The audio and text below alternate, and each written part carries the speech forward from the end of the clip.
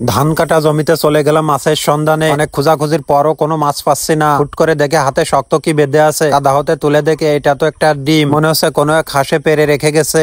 High রে আল্লাহ, বাচ্চাটি তো কান্না ধরছে, গাড়ি বানিয়ে দিতে বলে। জঙ্গলে অনেক খোঁজাখুঁজির পরও কোথাও কোনো চাক্কা পেলাম না।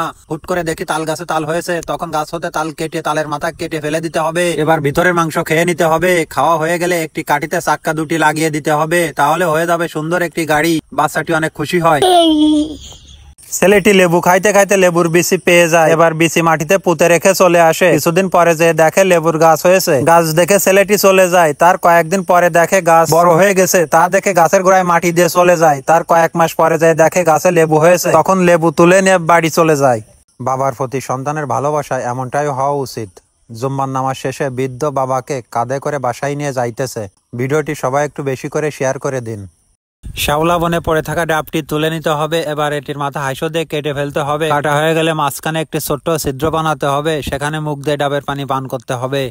ধান বনে পানি কমছে, তা দেখে চলে গেলাম মাছের সন্ধানে। অনেক খোঁজাখুঁজির পরে বড় একটি জিয়াল মাছ পেলাম।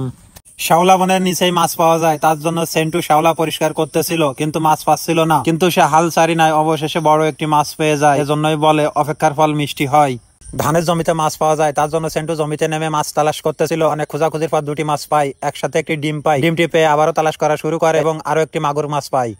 সার্ভাইভ করতে করতে মরুভূমিতে একটি কাঁকড়া পাই সেন্টু। এবার এটি তুলে দেখে এর পেটে অনেকগুলি বাচ্চা। মনে মনে চিন্তা করে এই বাচ্চাদের তো অনেক কাঁকড়া বৃদ্ধি পাওয়ানো যাবে, তার জন্য সে পানিতে কাঁকড়াটি ছেড়ে দিয়ে বাসায় চলে যায়। গাছ হতে আম পেড়ে নিতে হবে। এবার আম হতে ইনজেকশনের সিরিঞ্জের মাধ্যমে আমের জুস সংগ্রহ করতে হবে এবং এটি একটি গ্লাসে রেখে খাইতে হবে।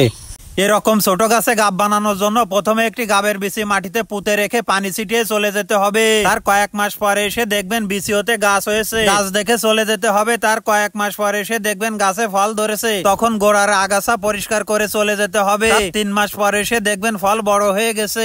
মাটি খুঁজে খুঁজে কাঁচা টাকাগুলো গথে রেখে দিতে হবে। এভাবে কয়েকদিনের মধ্যে কাঁচা টাকা হতে গাছ তৈরি হয়ে যাবে। এই টাকাগুলো একটার পর একটা তুলে নিয়ে পকেটে রেখে দিলাম। ঠিক এই মুহূর্তে আমার ঘুমটা ভেঙে গেল আর পকেটে হাত দিয়ে দেখি টাকাগুলো নাই। আসলে পরিশ্রম ছাড়া সফলতা পাওয়া যায় না। গাছে থাকা লেবু কখনো কামড় দিয়ে খাবেন না, এতে বিচি আপনার গালে চলে যেতে পারে। এর থেকে ইনজেকশনের সিরিঞ্জের মাধ্যমে লেবু হতে লেবুর রস সংগ্রহ করতে হবে এবং একটি গ্লাসে রেখে খাইতে হবে। কাঁচা ভুট্টা কখনোই খাবেন না, এর থেকে কলা গাছ হতে কিছু শুকনা কলা পাতা কেটে নিতে হবে। এবার কলা পাতা আগুন জ্বালিয়ে দিতে হবে এবং আগুনের উপর ভুট্টাটি ধরতে হবে। ভালো করে পুড়ে গেলে তখন খাইতে হবে।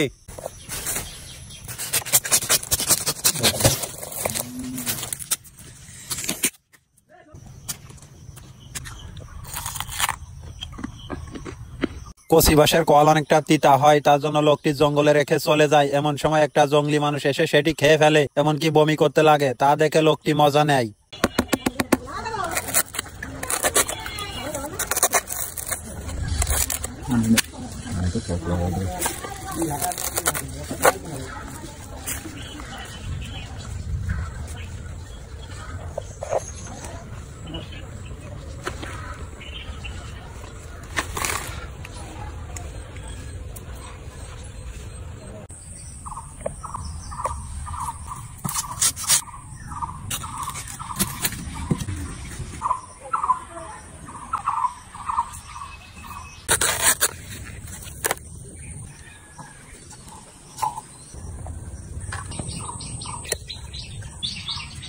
মেহেদি ভুলেও কখনো হাতে ব্যবহার করবেন না, এতে হাত পুড়ে যেতে পারে। এর জন্য কিছু দুবলা ঘাস তুলে নিয়ে সেগুলোকে থেতো করে নিন। এবারে রসগুলো একটা পাত্রে সংরক্ষণ করুন। এবারে রসগুলো দিয়ে আপনার সাদা হাতে কিছু একটা লিখুন। আমরা লিখছি LOV লাভ। এই লেখাটি রোদে শুকানোর পর দেখা যাবে না। তখন একটি সাদা কাগজ পুড়িয়ে তা ছাই দিয়ে জোরে জোরে ঘষুন, তাহলে গোপন লেখাটি ভেসে উঠবে।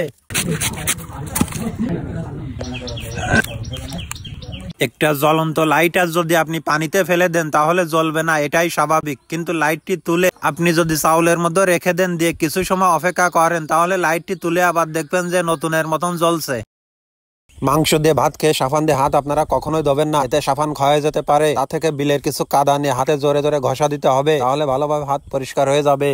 একই সাইজের 3টি লাঠি কেটে নিতে হবে। এবারে লাঠি 3টি একত্রিত করে রশিদে বেঁধে নিতে হবে। বাঁধা হয়ে গেলে এটি ত্রিভুজ আকৃতি করে পাতিয়ে নিতে হবে। তার উপরে একটি তক্তা দিলে আপনি সহজে এর উপরে বসতে পারবেন। ধান বনে পানি কমছে, তা দেখে চলে গেলাম মাছের সন্ধানে। অনেক খোঁজাখুঁজির পরে কয়েকটি পুঁটি মাছ পেলাম, তা নিয়ে বাসায় চলে গেলাম। দেশি খেজুরে প্রচন্ড শক্তি, তার জন্য লোকটি জঙ্গলে খেজুর খোঁজাখুঁজি করতেছিল। হুট করে দেখে ছোট্ট একটি গাছে খেজুর পেকে আছে। তখন একটি খেজুর খেয়ে দেখে খুব সুস্বাদু। তখন আর কয়েকটি খেজুর খেয়ে বলে খুব মিষ্টি। ঘেরের পানি কখনোই খাবেন না, কারণ ঘেরের পানিতে প্রচন্ড ময়লা থাকে। এর জন্য একটি রশিকে শিশু দ্বারা বেঁধে নিয়ে মরুভূমির নলকূপের মধ্যে ছেড়ে দিতে হবে এবং রশিগুলো ধীরে ধীরে ছাড়তে হবে। যখনই শব্দ হবে তখন মনে করবেন শিশু জায়গা মতন চলে গেছে, তখন এই রশিকে টেনে এই পানি পান করতে হবে।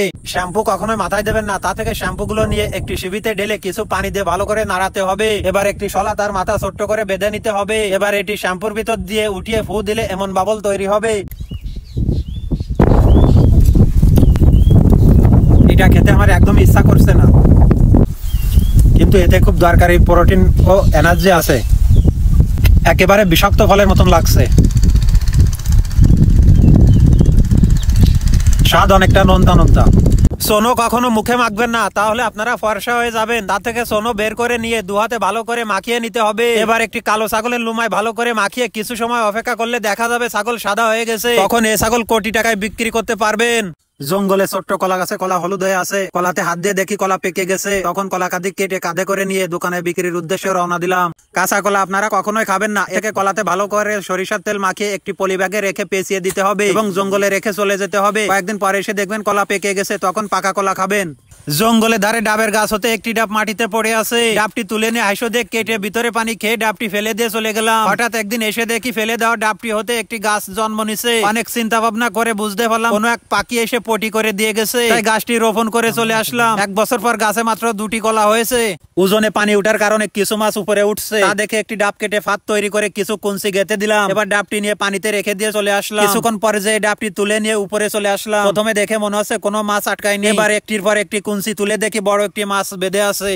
বিনা কারণে টাকা খরচ করা সহজ পদ্ধতি। এর জন্য সুন্দর পরিষ্কার গভীরতা একটি ক্যানাল বেছে নিতে হবে। এবার ক্যানালে কিছু শ্যাওলা জোন খরচ করে দিয়ে নিতে হবে। নেওয়া হয়ে গেলে কিছু স্পিডওয়ালা কামলা নিয়ে ধানের সমান জমি কোদাল দিয়ে কাটতে হবে এবং ক্যানালটি বুঝাতে হবে, তাহলে বিনা কারণে টাকা ব্যয় করা যাবে।